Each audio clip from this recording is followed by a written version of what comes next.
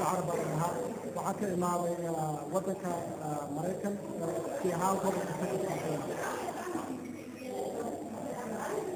هل بك أول دار تكتب هذه فتح بالكتير وحوالينا هل بك أنا فتح دول من الوقت لكن وحوالينا فتح بالبلوك حوالينا هذه أول بلوك أيام قبل ما شاء الله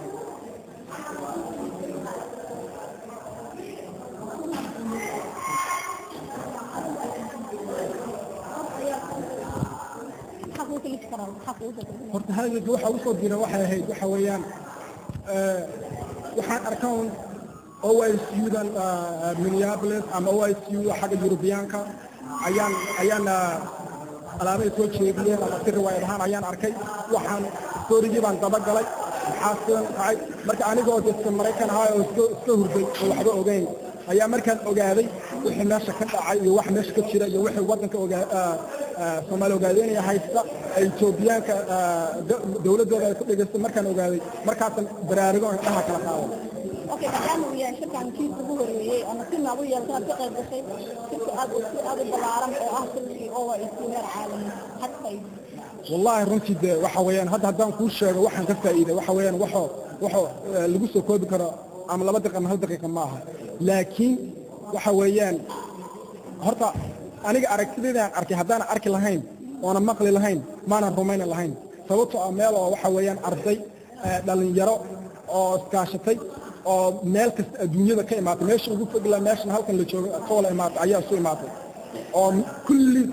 ani iyo kulli ruux kasta hal goolkaana waa inay dadka wadankoodii iyo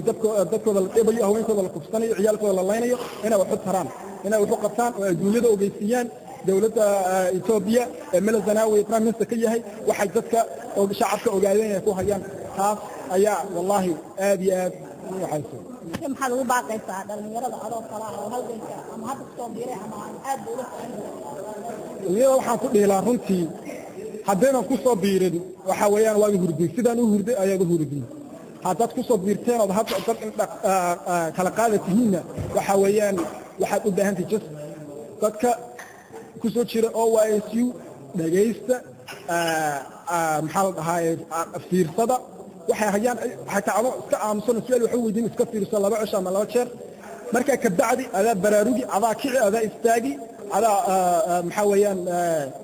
adaa wadankaaga markaas wax u qaban doona adaa u dambayn doona adaa u talin doona hadii la yiraahdo malazana waa ma talin doona wadankaaga insha Allah aad iyo aad ayaad u mahadsan tahay Cabdinaasir daawadayaalkaas wuxuu ahaa Cabdinaasir oo ka tirsan OYSU Mareykanka qaybta Dallas Texas aad u baahan shukri ilaahay khayr ka siiyo damaan goboladeniyo dhulkiyaanu dhalanaa intuu dhacay gumaysigu way way dhaantada ka tumaya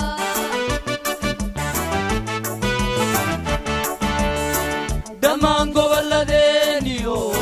dhulkiyaanu dhalanaa intuu dhacay gumaysigu way way dhaantada ka tumaya diriir dhabo dhaxdeediyo dhinayada shinniiliyo intagoo duusheeday way way ku dhibaan dadkeeni diriir dhabo dhaxdeediyo dhinayada shinniiliyo